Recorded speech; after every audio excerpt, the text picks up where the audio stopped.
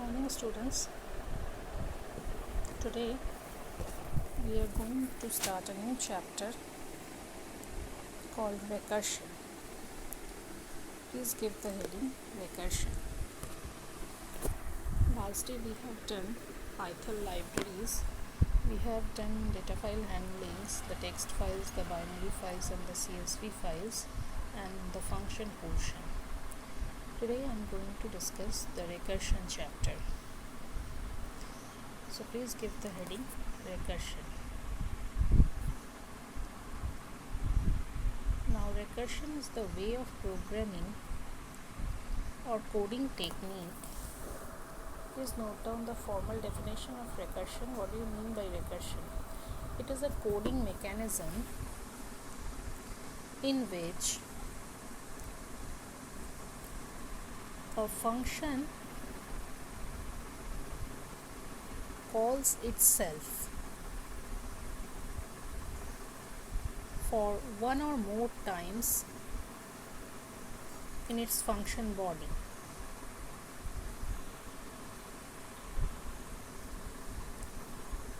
Usually it is returning the return value of the function called procedure. If the function definition fulfills such condition, we can call this function a recursive function. So basically it is calling a function itself. Okay, please draw this diagram in your copy to get an understanding of what is recursion.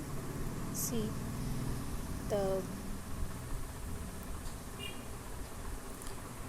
big rectangle is actually the main function from where we are going to call recursive function. So here in recursive function we are calling it by name, and then the recursion function is going to execute. So this is the basic theme of recursion. Please draw the diagram in your copy.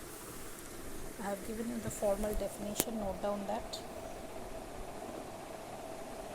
There are two must laws of recursion. Please note down that. The two laws of recursion. Give the heading the two laws of recursion. First one is it must have a base case, and second, it must move towards the base case. First one is it must have a base case, and second, it must move towards the base case. These are the two laws of recursion. Now let us see the basic algorithm with recursion. Please note down simple algorithms.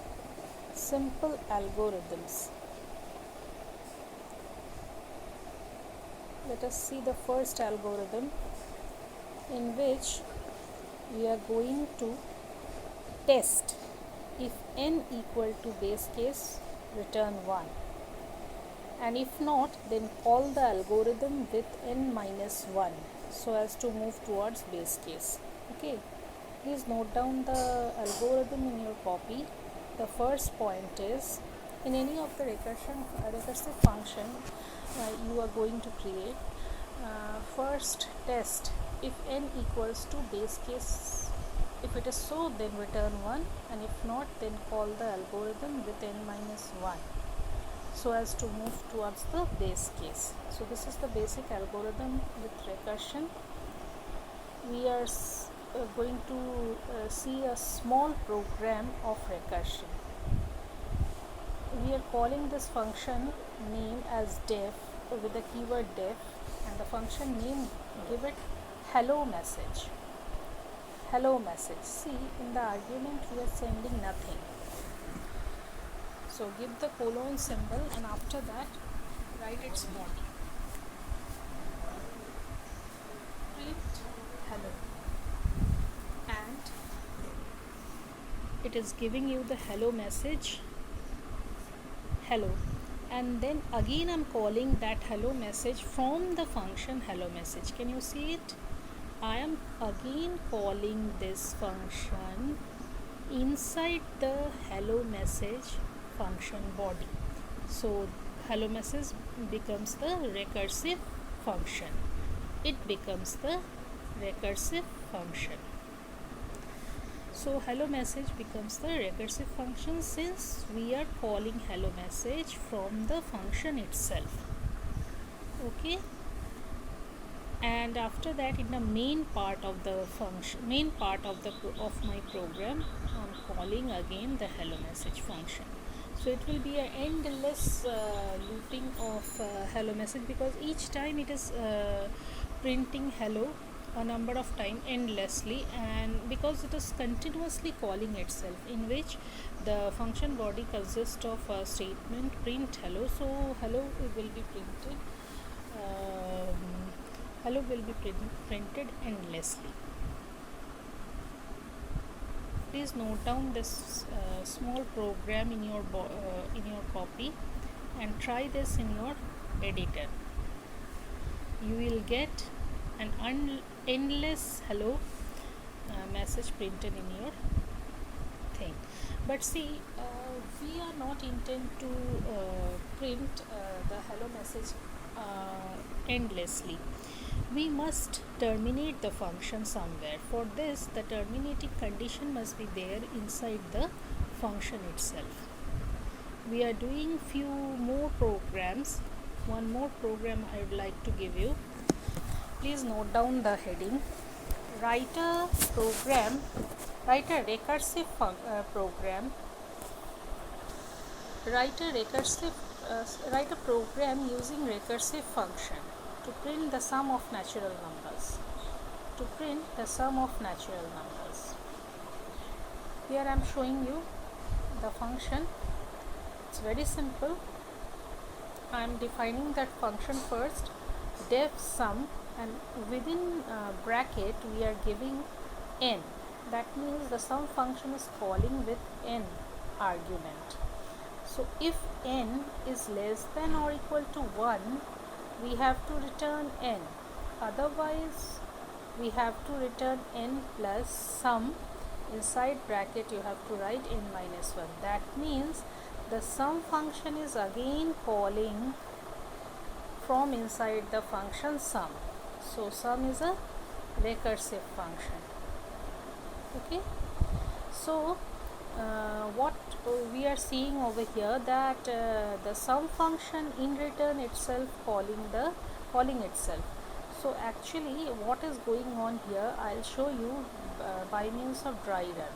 But before that, write down the main part of the program. You have to write num equals to int input, enter a number. The message, this is the main part of your program. Print the sum is, and you are calling sum num.